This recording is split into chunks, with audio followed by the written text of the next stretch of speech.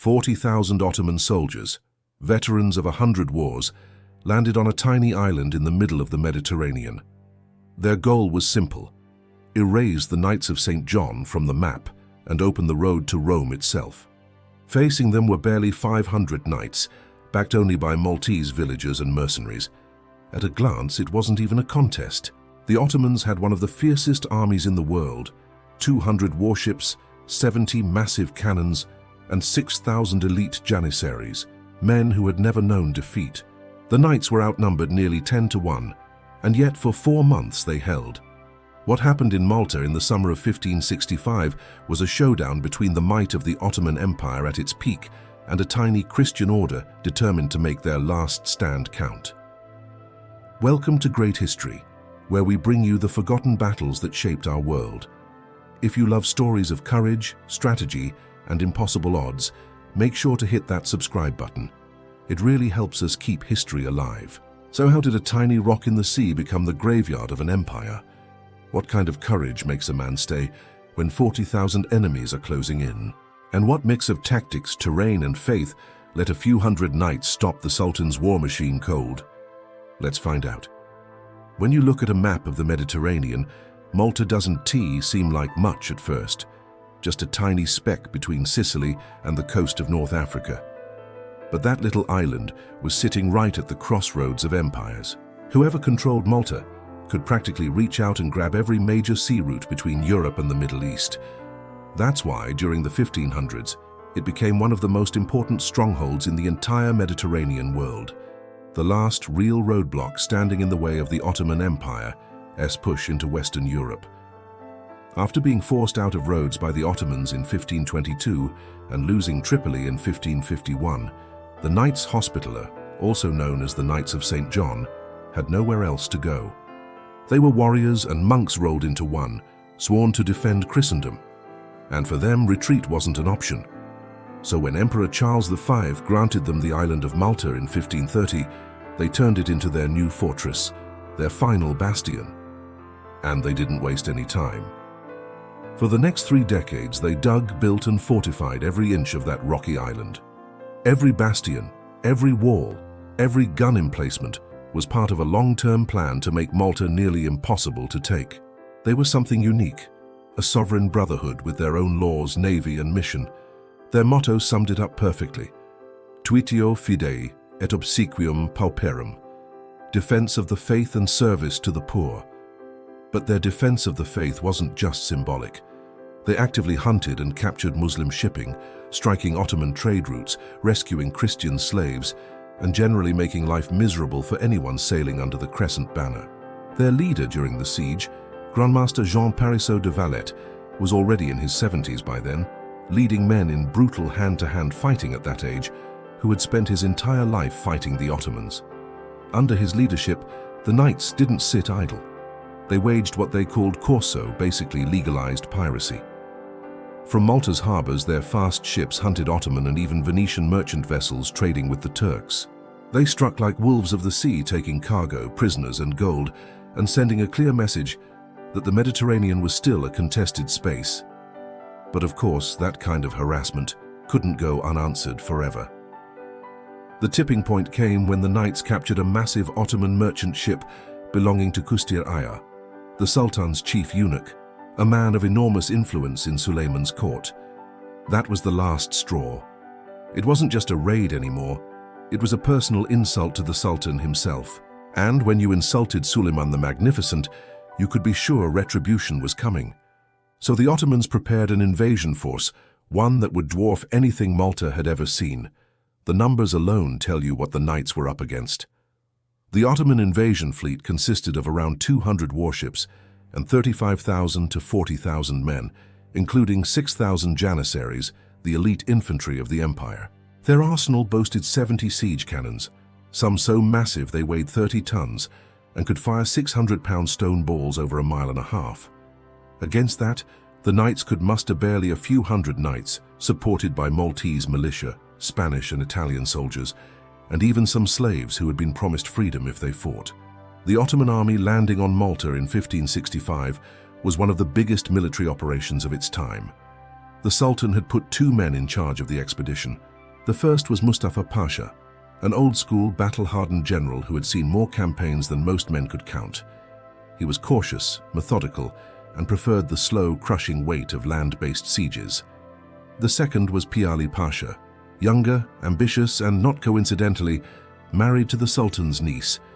He was a naval commander, and like any admiral worth his salt, he thought in terms of ships, harbors, and sea control. You can already see the problem coming, right?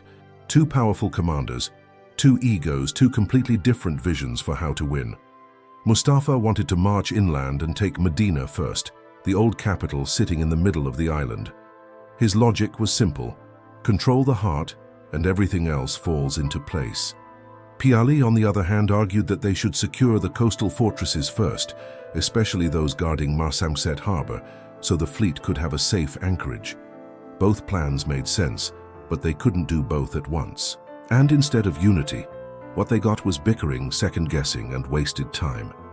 Into this messy power struggle walked one of the most feared names in Mediterranean naval history, Turgut Reis, also known to Europeans as Dragut. He was no ordinary corsair. By that point, Dragut had become something of a legend, called the King Without a Crown of the Mediterranean. He'd spent decades raiding coasts, commanding fleets, and outwitting European admirals. When he arrived, both Mustafa and Piali pretended to welcome his help, but privately each feared being overshadowed by him. At first, Dragut's arrival brought a bit of direction. He supported Piali's plan to attack Fort St. Elmo, a small star-shaped fortress sitting on the tip of the Sybaris Peninsula, guarding the entrance to the harbors. Taking St. Elmo, they thought, would open the door to Birgu and Senglea, where the knight's main defenses were. When the Ottoman army landed, it took them 10 whole days just to get their artillery ashore and set up their camps. St. Elmo was never designed to withstand a full-scale siege. It was originally just a lookout post, upgraded into a star-shaped bastion around 1552. It could hold maybe a few hundred men at best. Its design was cutting edge for the time. Those angled bastions, think of them like arrowheads jutting out from the walls, helped deflect cannonballs instead of taking the full impact. And behind those walls, the defenders had some of the toughest, most determined soldiers in the Mediterranean. Grandmaster Valette knew St. Elmo couldn't hold forever, but he also knew that every day it did hold bought him precious time to reinforce his main defenses across the harbor. So he came up with a brutal but effective strategy, a rotation system. Under the cover of darkness, small boats ferried in fresh troops, gunpowder, and supplies to the fort. At the same time, they evacuated the wounded. It was a deadly relay. By day, the garrison fought to the death. By night, reinforcements slipped in silently from Birgu, and it worked. What the Ottomans thought would take maybe a week ended up dragging on for 35 excruciating days. The constant bombardment, thousands of cannonballs pounding the fort daily, turned St. Elmo into little more than rubble. But somehow, the defenders kept firing back. Then came another blow for the Ottomans. Dragut himself was killed. No one's exactly sure how. Some accounts say he was struck by a cannonball from the defenders. Others think it was friendly fire. Either way, his death was devastating. He was their most experienced commander, and without him, the cracks in Ottoman leadership widened even more. When Fort St. Elmo finally fell on June 23rd, it was nothing short of a bloodbath. The Ottomans had captured one of Malta's most important strongpoints, and by all military logic, the rest of the island's defenses should have followed soon after. But Grandmaster Jean Parisot de Valette wasn't ready to surrender. Not yet, not ever. The Turks offered him generous terms of capitulation, an honorable peace, a chance to spare his men and end the carnage. Valette flatly refused. He understood that the moment he even opened the door to negotiation, the defenders' spirit would break. Once people start imagining peace, they stop believing in victory. Instead, he reached for a different kind of weapon: his own people. Valette knew this siege would be decided as much by morale as by muskets, so he turned to psychology. If civilians were left idle, fear would spread like a disease. But if they were working, hauling stones, rebuilding walls, carrying powder under fire, they'd have purpose, and purpose, he believed, was stronger than fear. An idle mind breeds panic, he often said in spirit if not in words, and he made sure every man, woman and child on Malta had something to do. Still, the situation was desperate.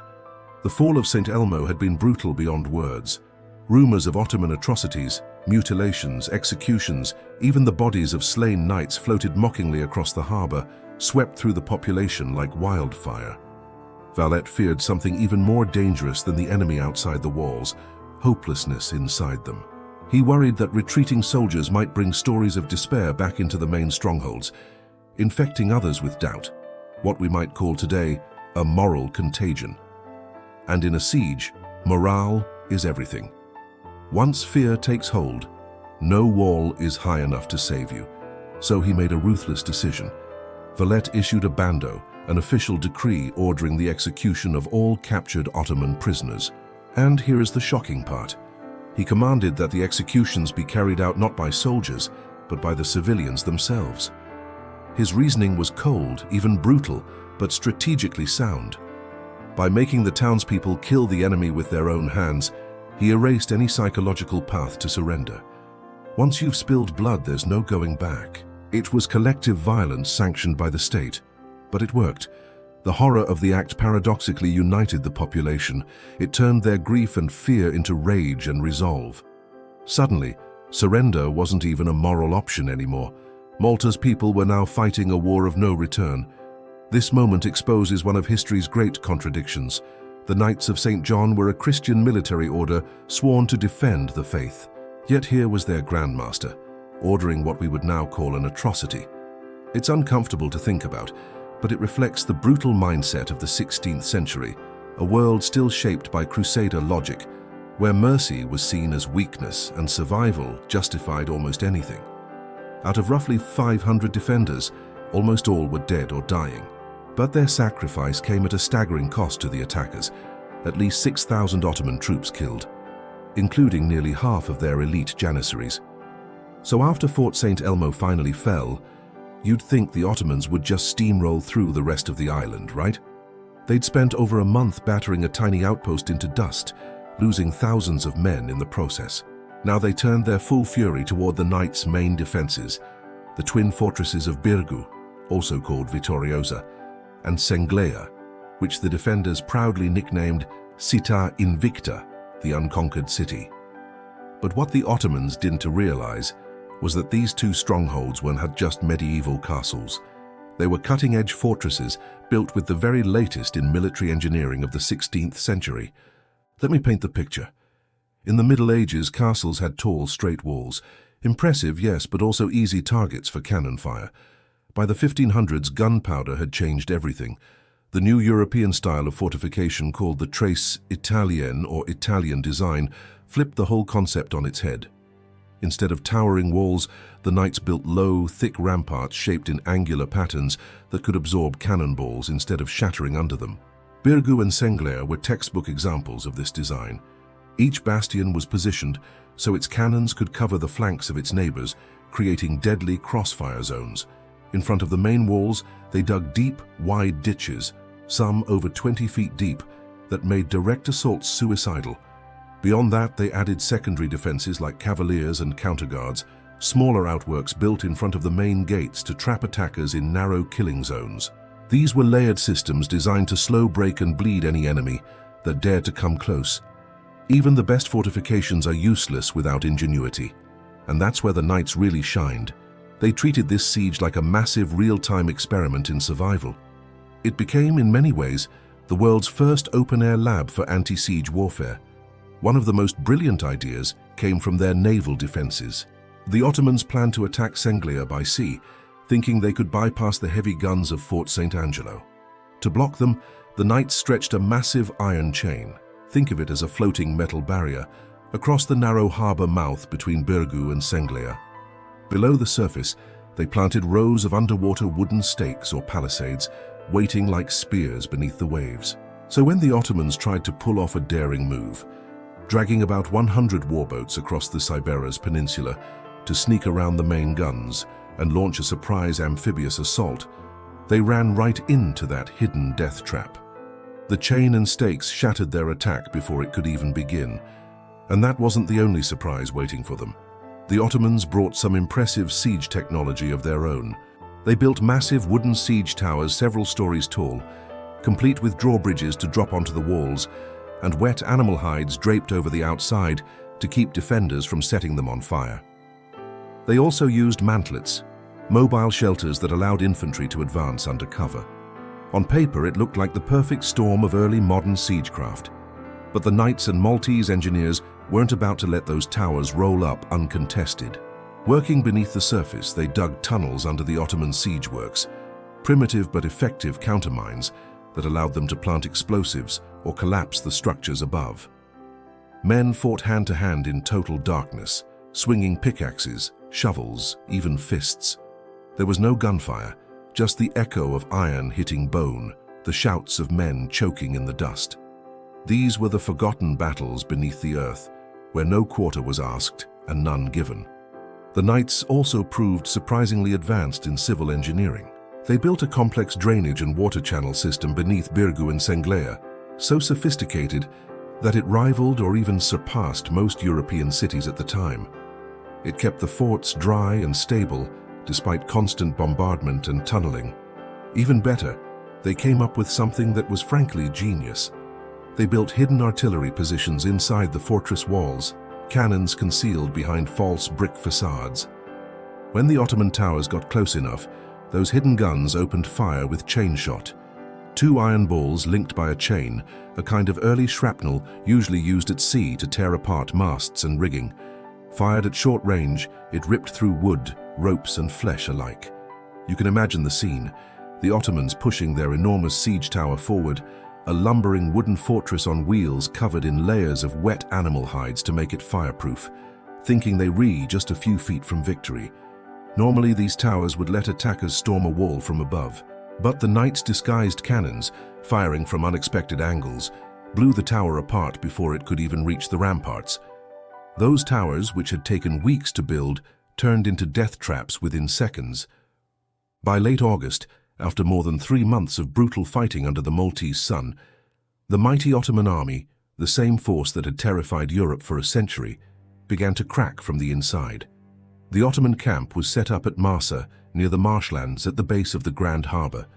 At first it seemed like a good location, flat ground, easy to move supplies close enough to launch assaults on Birgu and Senglea, but in the scorching Maltese summer, those marshes turned into a breeding ground for sickness. Stagnant water, rotting food, and the stench of thousands of unwashed bodies baking under the sun created perfect conditions for epidemics. Soon, men began to fall within their own ranks. Dysentery, called the bloody flux back then, spread rapidly, followed by putrid fevers and typhus.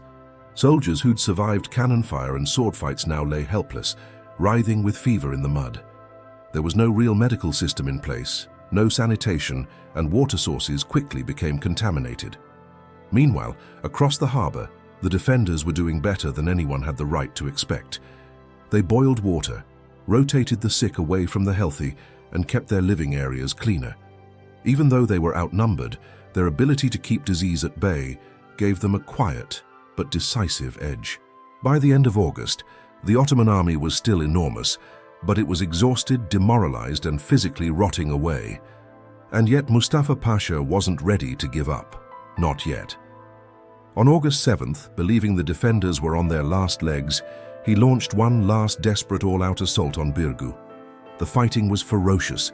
Waves of Janissaries stormed the walls, and at several points they nearly broke through. Smoke, blood, and dust filled the air. For hours it looked like the fortress would finally fall. But then out of nowhere something unexpected happened. A small cavalry force from Medina, led by Captain Vincenzo Anastaghi, struck the Ottoman rear, not at their battle line, but at their field hospital. The attack itself was small, barely a few dozen knights and riders, but its effect was enormous. They cut down more than 60 wounded soldiers and medical staff, and word spread like wildfire through the Ottoman camp. Soldiers at the front heard that the Christian relief army from Sicily, the long-awaited Gran Soccorso, had arrived. Panic set in. Mustafa's men, already stretched thin and sick at heart, believed they were about to be surrounded. What was supposed to be the decisive push collapsed into chaos. The Ottomans broke off their attack and fell back, leaving behind thousands of dead. That psychological blow was devastating. From then on, the Ottomans were fighting not just the knights, but their own fear. And the knights, clever as ever, made sure to keep feeding that fear. When Mustafa later considered retreating inland to spend the winter regrouping near Medina, the small inland town pulled off one of the boldest bluffs of the siege. Though it had almost no supplies and very few defenders, the garrison fired its cannons at long, useless range just to make noise. To the Ottomans, it sounded like a city bristling with defenses, ready for another fight. Mustafa wasn't willing to gamble anymore. He decided to retreat for good. Meanwhile, across the sea, help was finally on the way. On the Don Garcia de Toledo, the Spanish viceroy of Sicily, had been holding back his relief force for months, waiting for the right moment. Some say he hesitated out of caution, hoping the knights would weaken the Ottomans first. Whatever the reason, his army, the Gran Soccorso, roughly 8,000 to 10,000 troops, mostly Spanish, didn't set sail until early September. When they landed on Malta's northern coast, the sight of those Spanish banners must have felt like a miracle to the exhausted defenders. For the Ottomans, it was the final straw. Their men were sick, their morale shattered, and the weather was turning against them. September meant the beginning of storm season in the Mediterranean, and their fleet couldn't risk being trapped. So on September 8, 1565, after 3 months and 3 weeks of relentless fighting, the Ottoman army finally broke camp. What had begun as one of the largest invasion forces in the empire's history now limped back to its ships, starving, diseased, and defeated. By most estimates, somewhere between 25,000 and 35,000 Ottoman soldiers were lost. The image of Ottoman invincibility, that aura that had terrified Europe for nearly a century, cracked right there on Malta's sun-scorched cliffs. And as for the defenders, the Knights Hospitaller became overnight legends. But their leader, Grandmaster Jean Parisot de Valette, understood something others didn't. Next time, the Ottomans might come back even stronger. So, while the victory celebrations were still echoing across the island, he got to work on something extraordinary. He decided to build an entirely new city, right on the Sybaris Peninsula, the rocky ridge overlooking the Grand Harbor, the same spot where Fort St. Elmo had stood and nearly fallen during the siege. In March 1566, less than a year after the battle, the first stone was laid for what would become Valletta, named, of course, after Valette himself. Valletta was designed from the ground up to be a fortress, disguised as a capital. Its walls followed the trace Italienne, those angular bastions that could deflect cannon fire and cover each other with interlocking fields of fire. Every street, every wall, every fortification was built with one goal: to make sure Malta would never be caught off guard again. As one chronicler put it, the city was built to deny that position to any enemy for all time. But the story doesn't end there. Malta's victory had ripple effects far beyond its rocky shores. Across Europe, news of the siege spread. For decades, many Christian kingdoms had been hesitant to challenge the Ottomans at sea. But now, suddenly, the invincible empire looked mortal. That one hard-won defense inspired new confidence, new funding, and, most importantly, new cooperation. Just 6 years later, in 1571, the same spirit that had burned on Malta helped forge the Holy League, a rare alliance between rival European powers, Spain, Venice, the Papal States, and others, to take the fight back to the Ottomans. Their combined fleet would go on to win the Battle of Lepanto, the largest naval battle of the 16th century, and another devastating blow to Ottoman ambitions in the Mediterranean. And that is how a small island defended by just a few thousand men stopped one of the greatest empires on earth. If you enjoyed this story, give it a like. It really helps us keep these forgotten battles alive. Drop a comment and tell us what moment from the siege stood out to you most. And if you haven't already, subscribe to Heroic History, where we bring the past back to life, one epic story at a time. Thanks for watching, my friend. Take care, and I'll see you next time.